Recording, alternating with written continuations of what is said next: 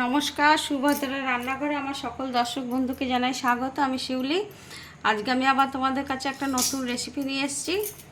তো সেটা আজকে আমি কী বানাবো তোমাদের দেখাবো। তার আগে আমি একটা ভাজা মশলা বানিয়ে নিচ্ছি। এখানে ছোটো এলাচ, লবঙ্গ, দারচিনি আর এখানে জিরে আর ধনে রয়েছে। আর এগুলো একটু আমি রোস্ট করে নেব। তারপরে ঠান্ডা হলে এগুলোকে আমি গ্রাইন্ডারে একটু গুঁড়ো করে নেবো। আর কয়েকটা কালো গোলমরিচ দিয়ে দিলাম, লঙ্কা দিয়ে দিলাম সাথে। এগুলো আমি একটু রোস্ট করে নেবো ভালো করে, গন্ধ বেরোবে, তারপর আমি এটাকে বন্ধ করে দেব। আমার ভাজা হয়ে গেছে, মশলাটা সুন্দর সুগন্ধ বেরোতে শুরু করে দিয়েছে। আমি এবার গ্যাসটা অফ করে দিলাম। এবারে আমি ঠান্ডা হলে এটাকে গুঁড়ো করে নেবে। এবার আমি কি করব সেটা তোমাদের এবার দেখায়। এবারে আমি দেখো কতগুলো পটলকে আমি কুড়ে নিচ্ছি, হ্যাঁ, গ্রেট করে নিচ্ছি। এই যে পটলের মধ্যেখানে দানা আছে, এটা নিচ্ছি না, এটাকে সাইডে রেখে দিচ্ছি, এটাকে নেব না। পটলগুলো আমি এরকমভাবে ঘুরিয়ে ঘুরিয়ে কুড়ে কুড়ে নেব। দিয়ে পটলটা দিয়ে আমি আজকে তোমাদের একটা ভালো রেসিপি বানাবো। একটা ইউনিক রেসিপি হবে আমার আজকে। সেই রেসিপিটা আমি সাথে শেয়ার করব। আমি কড়া বসিয়ে দিয়েছি, কড়াতে সর্ষের তেল দিয়ে দিয়েছি, একটু জিরে ফোড়ন দিয়ে দিলাম। এবারে আমি গ্রেট করে রাখা পটলগুলো দিয়ে দিচ্ছি। আদা আর কাঁচা লঙ্কা বাটা দিয়ে দিচ্ছি। স্বাদ মতো লবণ দিয়ে দিচ্ছি।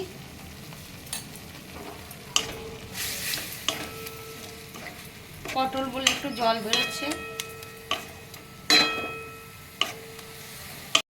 স্বাদ মতো একটু চিনি দিয়ে দিচ্ছি, যেহেতু এটা পুর হবে, একটু বেশি মিষ্টি দিলে একটু মিষ্টি মিষ্টি পুরটা হবে। পুরটাকে একটুখানি টাইট পাড়া করে নেব। একটু ছোলার ছাতু দিয়ে দিচ্ছি পুরটার মধ্যে, এটা বাইন্ডিংয়ের কাজ করবে ছাতুটা। পুরটা প্রায় শুকনো শুকনো হয়ে গেছে। এবারে আমি একটু যে মশলাটা দেখায় তোমাদের, আমি ভেজে রেখেছিলাম, তো মশলাটা আমি গুঁড়ো করে নিয়েছি। এই ভাজা মশলাটা এবার আমি দিয়ে দিচ্ছি। ভাজা মশলাটা দিয়ে এবার আমি একটু নেড়ে নেব। একদম শুকনো হয়ে গেছে পুরটা। এবার আমি গ্যাস অফ করে দিচ্ছি। এটা আমি এক বাটি ময়দা নিলাম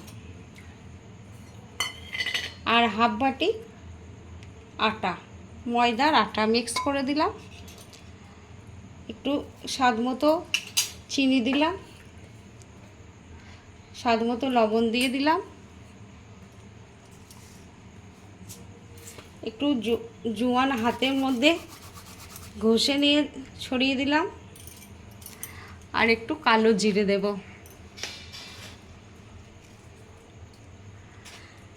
এবারে আমি ভালো করে এগুলোকে মিক্সড করে নেব। শুকনো উপকরণগুলো ভালো করে মিক্সড করে নিয়ে আমি আটা আর ময়দা মিক্সড করে কচুরিটা বানাবো। তোমরা চাইলে শুধু ময়দারও বানাতে পারো। এবারে আমি রিফাইন্ড অয়েল দিয়ে দিচ্ছি একটু ময়ামের জন্য। এগুলোকে আমি ভালো করে হাতে করে মিক্সড করে নিয়ে তারপরে জল দেবো। শুকনো উপকরণগুলো সব মাখা হয়ে গেছে। এবার আমি জল দিচ্ছি, রুম টেম্পারেচারের জলই আমি দিচ্ছি। তো অল্প অল্প করে জল দিয়ে আমি এটাকে মেখে নেব, একটা সুন্দর ডো বানিয়ে নেব। আমার ময়দাটা মাখা হয়ে গেছে, দেখো ডোটা হয়ে গেছে সুন্দর করে। এবারে হাতের মধ্যে আমি একটু তেল লাগিয়ে নিচ্ছি, দিয়ে ডোটার মধ্যে লাগিয়ে দিয়ে আমি এটা মিনিট 15-20 চাপা দিয়ে রেস্টে রেখে দেবো। তারপর আমি তোমাদের দেখাবো আবার কি করছি। আমি একটু হিং দিয়ে দিলাম, তো তেলের উপরে দিতে ভুলে গেছিলাম। যাই হোক, এটা গরম রয়েছে, এখন দিয়ে দিলাম। পুরটা গরম আছে। এবারে আমি পুরটাকে উঠিয়ে নিচ্ছি প্লেটের ওপরে ঠান্ডা করতে দেওয়া আছে। এবার আমি চাপাটা খুলে দিলাম, তোমাদের দেখায় লেচিটা। আমার ময়দাটা সেট হয়ে গেছে সুন্দর হয়ে। এবার আমি লেচি কেটে নেব। লেচিগুলো একটু মানে বড় সাইজের হয়েছে, রুটির থেকে একটু ছোট আর লুচির থেকে একটু বড়, কেন কিনা পুর ভরবো তো ভিতরে, সেই কারণে। এই যে আমার লেচিগুলো রেডি হয়ে গেছে। এবার আমি কিভাবে পুরটা ভরছি তোমাদের দেখাবো। এবার আমি লেচিটাকে বাটির মতন বানিয়ে নেব সুন্দর করে, দিয়ে এর মধ্যে এবার আমি পুরটা ভরবো।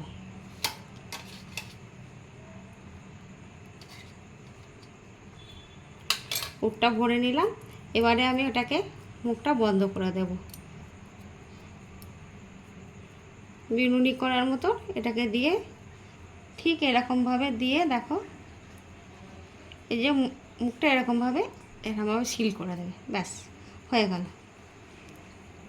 এই যে একটা আমার রেডি। আর একটা আমি তোমাদের দেখাচ্ছি সেম প্রসেসে। এই যে এটাকে বাটির মতন বানিয়ে নিলাম, দিয়ে এবারে আমি এর মধ্যে পুরটা ভরে দেব পরিমাণ মতো। পুর ভরে দিলাম বেশ ঠেসে ঠেসে অনেকখানি,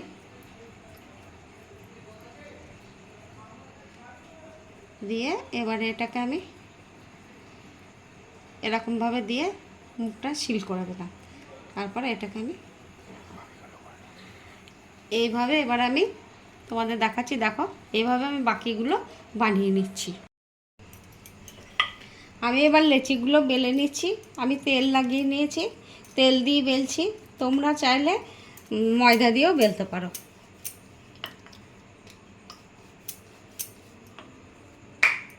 তোমাদের কাছে যাতে সুবিধা তোমরা তাই দিয়ে বেলবে। এটা কিন্তু আমি সামনে আমাদের দুর্গা পুজো, তো দুর্গা পুজোর জন্য এটা বানাচ্ছি। তো দুর্গা পুজোয় ষষ্ঠী, তারপরে অষ্টমী, মহাষ্টমীতে আমরা তো সবাই ময়দা খাই। তো তার জন্য এই যে আমি স্পেশালভাবে এই যে তোমার পটলের যে কচুরিটা বানাচ্ছি। তো তোমরা এইভাবে একবার বানাবে, অবশ্যই বানিয়ে খেয়ে দেখবে এবং আমাকে কমেন্ট করে জানাবে তোমাদের কেমন লাগলো এই অভিনব পটলের কচুরি। তোমরা এর আগে খেয়েছো কিনা জানি না, খেলে আমাকে জানাবে, আর না খেলেও আমাকে জানাবে। তো আমি এবারে তেলের মধ্যে তেল দিয়ে দিয়েছি কড়াতে। এবারে তেলের মধ্যে আমি একটা একটা করে ছেড়ে দেবো। তেল গরম হয়ে গেছে। এই যে আমি একটা ছেড়ে দিয়েছি, এই যে ফুলতে শুরু করে দিয়েছে, তোমরা দেখো। তো তোমরা এইভাবে অবশ্যই একবার বানাবে, বানিয়ে খেয়ে আমাকে কমেন্ট করে জানাবে। আমরা তো অনেক রকম কচুরি খেয়েছি, ছোলা ছাতুর কচুরি খায়, কড়াইশুঁটির কচুরি খায়, অনেক রকমের কচুরি আমরা খেয়ে থাকি, ডালপুরি। তো যার জন্য আমি এইভাবে কচুরি এর আগে একবার বানিয়েছি, খেয়েছি, মানে খেয়ে আমাদের ভীষণই ভালো লেগেছে আমার ছেলের। তো সেই জন্য তোমাদের সাথে আমি শেয়ার করলাম। তোমরা অবশ্যই যেন এবার বানাবে, বানিয়ে খেয়ে আমাকে জানাবে তোমাদের কেমন লেগেছে। আর সামনে ষষ্ঠী, অষ্টমী, মহাষ্টমী তো বললাম, তার জন্য স্পেশাল এই কচুরি। তো আমি আবার একটা ছেড়ে দিচ্ছি। এইভাবে আমি আস্তে আস্তে সমস্ত কচুরিগুলো ভেজে তুলে নেব।